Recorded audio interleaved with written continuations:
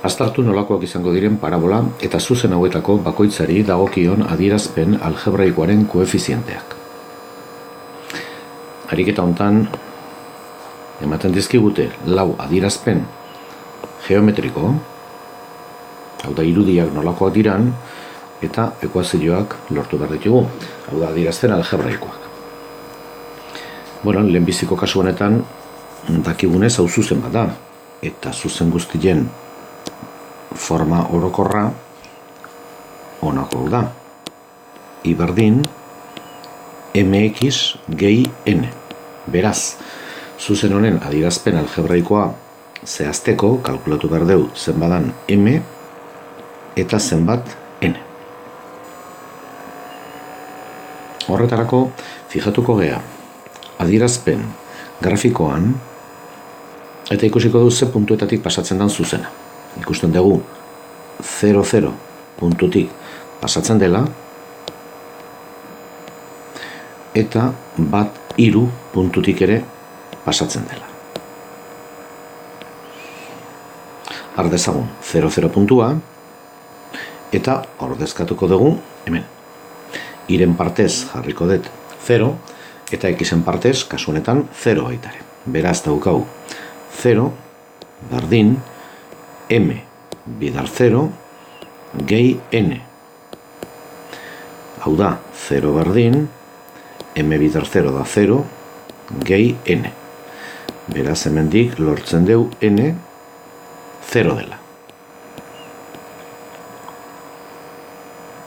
Beraz, funtzionen adierazpen algebraikoa izango da i berdin mx gehi 0. Beraz, horrela uzten dugu. Badakigu ere, 1,3 puntutik pasatzen dela funtzio hau. Beraz, ordezkatuko dut berriro hemen, xen partez jarriko dut 1 eta iren partez 3. Beraz, ondoko hau lortzen dugu 3 berdin, mx, hau da, 1 bidar m, gehi n, baino n badakigu 0 dela. Hemendik lortzen dugu m dela 3. Beraz, adierazpen geometrikoni dagokion adierazpen algebraikoa eta i berdin mx, hau da 3x gehi n, baino n da 0. Beraz, hau da eskatu digutena, adierazpen algebraikoa.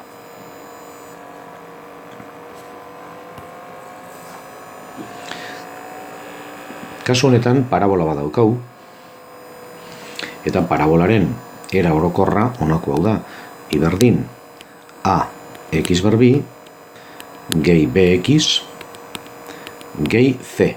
Beraz, kasu honetan kalkulatu behar dugu a, b eta c-ren balioak.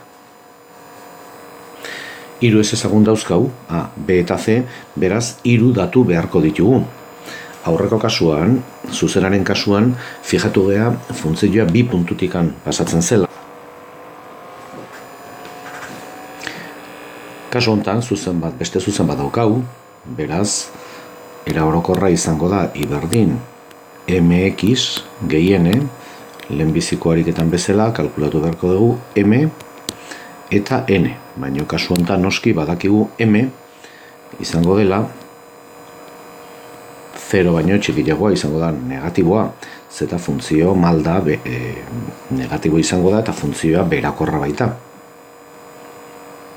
Arditzagun 2 puntu, adibidez 0, 0 eta b minus bat, zeta puntu hauetatikan zuzena pasatzen da. B minus bat. Eta ordezka ditzagun funtzio. 0, 0 ordezkatzen badugu, lortzen dugu 0 berdin m bidar 0, 0 gehi n. Beraz, hemendik zuzenian n-ren balioa aurreko ariketan bezala lortzen dugu. Bagenekien gaina n0 izango zela, zeta ordenatua jatorrian 0 da. Beraz, funtzioa esan dezakegu izango dela i berdin mx motatakoa. Ordezka dezagun b minus bat, eta lortuko dugu minus bat berdin 2x, beraz x izango litzateke minus bat biren. Beraz, kasu honetan, funtzioaren adierazpen algebraikoa izango da I berdin m, hau da, minus bat biren bidar x gehi n, baino n da 0. Beraz, hau izango litzateke adierazpen grafikoa. Barkatu, adierazpen algebraikoa. Adierazpen grafikoa hau da, eta adierazpen algebraikoa beste hau.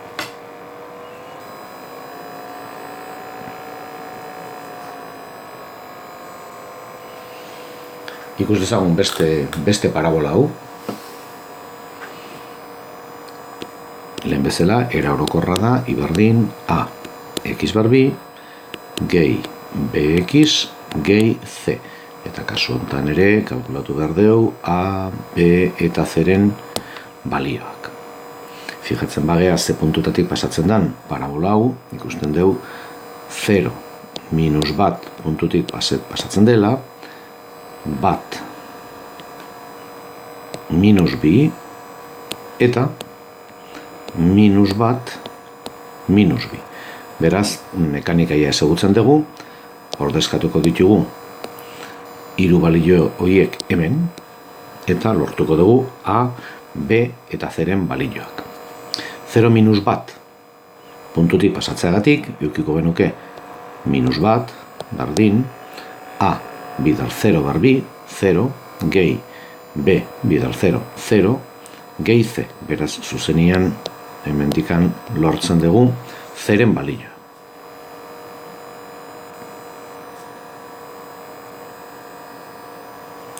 Bat minus bi puntutik pasatzeagatik, edukiko dugu minus bi berdin ax bar bi, beraz a gehi b gehi c, baino c da minus bat.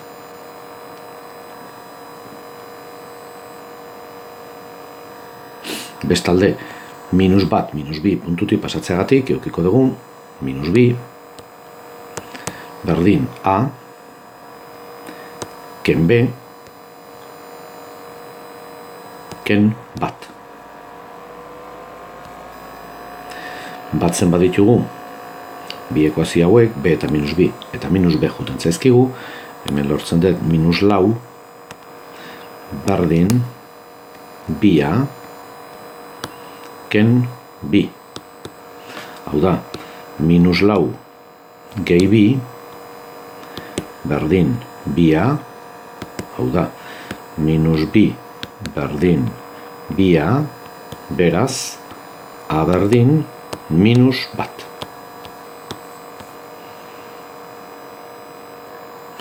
B falta zaigu bakarrik, ordezka dezagun adibidez ekuazio hontan, daukau minus bi berdin a da minus bat, gehi b, ken bat. Beraz, minus bi gehi bat berdin b. Eta hemen lortzen dugu b dela 0. Beraz, badaukau a berdin minus bat, b berdin 0, eta hasieran atera deguna c berdin minus bat. Hau da, parabola honen adierazpen algebraikoa izango da I berdin minus x bar bi, hau da minus bat bider x bar bi, ken bat.